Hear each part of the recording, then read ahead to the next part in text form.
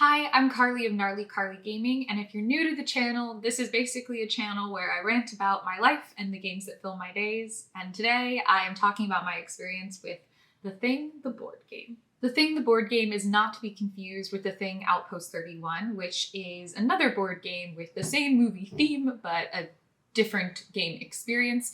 Very similar, but a different game. I first played The Thing back in November when I was visiting London, and then I came home for Thanksgiving, and when I went up to New York to see some friends, there was a cute little game shop called Game Studio in Astoria that had it, and I wanted to play it again immediately, so I picked up a copy and planned for friends to come over.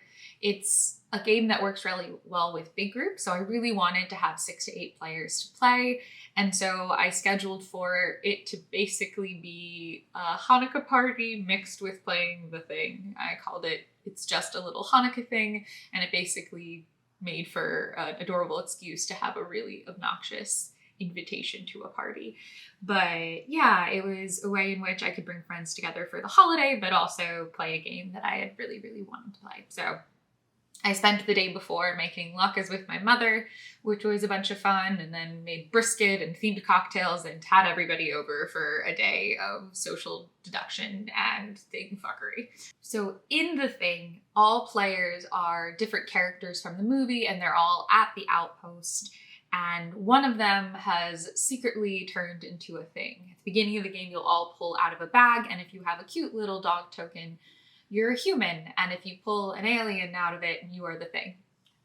I was the thing to start in my game. Players who are human are going to be working together to survive and escape. They can go each turn to different rooms in the outpost and try to repair key infrastructure, as well as just maintain others that keep us alive, such as food supply and heating sources.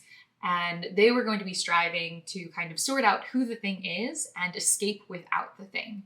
Players win if they can escape, and there is no thing in their mode of escape. There's different modes of escape that you can repair and try to strive towards. The thing, on the other hand, myself in our game, has a couple different ways of winning. One of them, very similar to a lot of social deduction, is to stay hidden. Convince them you're human and have them take them with you as they flee. If there's a single alien on board the human craft, then the humans lose. Now, a sole human could just say deuces and want to leave without anybody, not sure who's who, but they can't do that either because the aliens will also win if they leave a single human behind. Now, very thematic to the game, there's ways to get blood test and test who is a thing or not.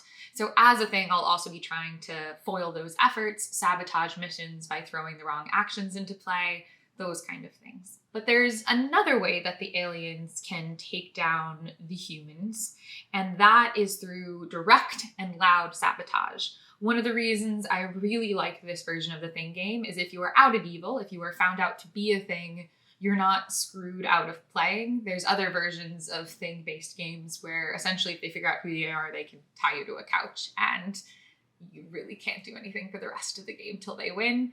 In this case, there's outed evil actions where you can actually directly sabotage them, kind of predicting what rooms people will go to, sending aliens there and foiling their efforts directly and loudly. But the coolest bit of it all to me is that as people go room to room and try to perform actions, they can go by themselves and usually do some kind of basic repair or basic use, but there's plenty of rooms that if they go with other people, that everyone gets a benefit.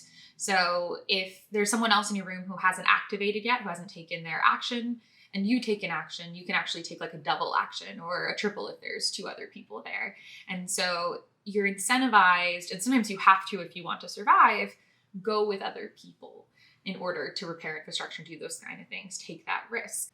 And it's a really cool risk because whenever you go with someone else, you have an encounter with them. People will put tokens forward of their color, and everyone else has to pick one from one of the people they had an encounter with. You can't pick one from someone who's verifiably already blood tested as a pure human.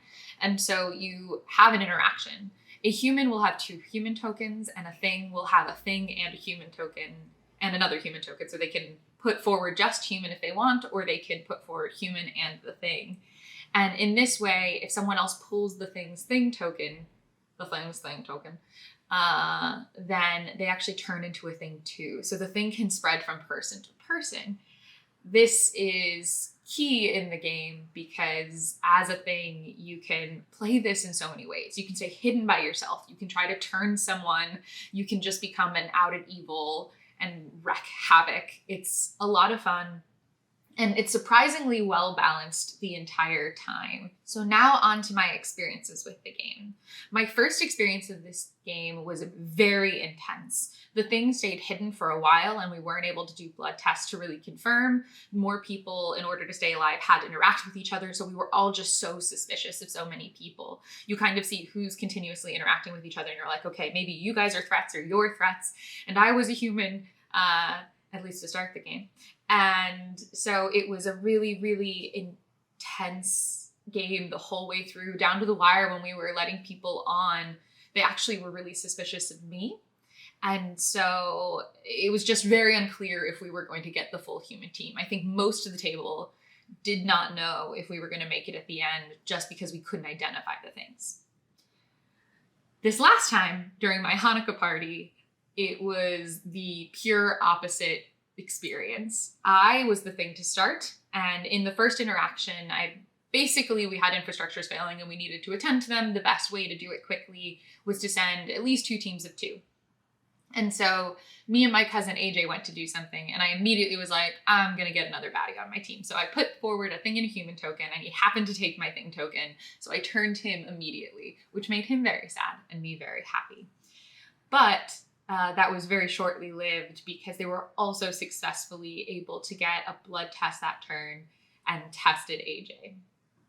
So after one whole round of playing, AJ became outed evil, which isn't as stressful for him as staying hidden perhaps, but maybe more so because you have to play a whole different game by yourself. And I became a prime suspect as either the original thing, which I was, or a turned thing, which I wasn't, but I very well could have been. From then on, I just tried to make it as hard as possible for them to blood test me, because again, they can't ignore me. They need all humans to escape with them. But I was also kind of hedging my bets as when I should come out. Because even as a thing, even if you haven't been blood tested, you can, during a certain stage of the game, each round, just come out and join the evil team. So I tried to hedge my bets and kind of waste their time and energy as long as possible to wreak havoc. I think I waited a little too long. But because they pretty much knew AJ and myself were evil the whole time, my game face was just not on. It was such a light and silly game. All of the tension of the game, in terms of identifying who the thing was removed, because they basically knew that the only person that it could be was AJ and myself, because no one else had interacted with us. But there was this whole puzzle of still trying to coordinate escape while we were messing with them. If you get a certain number of aliens in the room as outed evil, you can start to kill players off. You can also assimilate dogs, making yourself more powerful. Like there's another whole layer of a cool dynamic that the game transforms into should someone be identified. And so I think that was really special about this game, is that you can kind of play it as a devious, perfect liar. I could have stayed hidden by myself as long as I want to, but you can also just burn the world and come out as a thing. And so I think it was such a phenomenal social deduction experience. All of us were dying to play it again. I was dying to play it after my really intense experience in London. I was dying to play it again after this silly one for my Hanukkah party. It was such a great party game. Keep in mind, it's not life fair and it's longer. So this isn't like the party game you whip out for a casual 20 minutes with your family over Christmas. But it is such a delight if you have a group to support it. I really do think it excels at the larger player counts, that 6 to 8 range. I'm sure it would be good at a slightly smaller one, but part of the niceness of the big group is there's more options of who the thing could be. Inevitably, people are going to want a comparison of this the thing and the other the thing, Outpost 31 that I talked about. And I played both, and I prefer this by far. The first reason is what I kind of already talked about in terms of player elimination. If someone's suspected as evil in the other game, you can kind of ignore them. You don't have to send them on missions to fail. You can actually even actively tie them up to a couch so that they can't be a leader who gets to kind of direct missions. In this game, that can't really happen. You can always throw chaos into the mix or become outed evil. They don't have to give you an action. So you could go somewhere to an armory to acquire a weapon, and the leader can stop drawing cards and say, hey, I'm not going to give you an action. I'm going to stop drawing.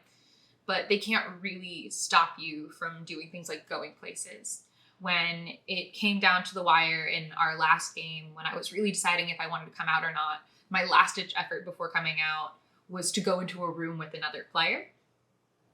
And they couldn't stop me. I was able to go into the room. They didn't have to give me an action in that room, but I had an encounter with that person, which gave me the chance to potentially turn them. And everyone knew that. Everyone was like, that's super suspicious. Why would you do that if you're trying to verify yourself as human? And I wasn't. I was really looking for another player to join my team actively and to waste their time having to verify whether that person was good or not.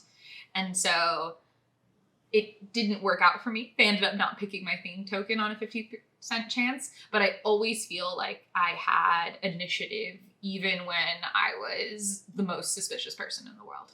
The other thing that I think makes this game so much better is it's thematic in terms of the evolution of a story that the players go on. In the other game, each mission that players would accomplish would require like contributing items. So maybe we need a set number of knives and we want a certain number of people to play them. And so I'm the leader, I'll pick these people, everyone contributes a card and we're like, hey, contribute knives, any other thing will count against us. And that never really felt thematic to me. I don't really understand.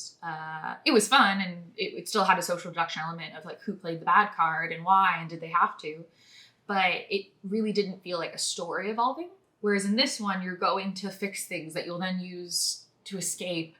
And you're going to find the keys to get to the snowcat to try to repair that and escape. And everything you're doing is actively working towards a story building and initiative. And when I go to repair the boiler room, it's so that it doesn't break and we have a march to freeze to death, which is another way the aliens could win. And so everything really feels like a story coming to life. You even see things like our food supply whittle away and us go and break into darkness if we can't keep the generator running. Everything is so thematic and not really all that much harder to get started in, save that bad rule book. It's just such a fantastic experience if you're a fan of the film. But that is all for me today. Thank you so much for watching. Next week, I will be back to talk about my 5 top games of this past year, and then 5 I am most looking forward to playing in the new year. And if you're celebrating holidays this season, I hope you have a wonderful holiday. Otherwise, I will see you for the next video.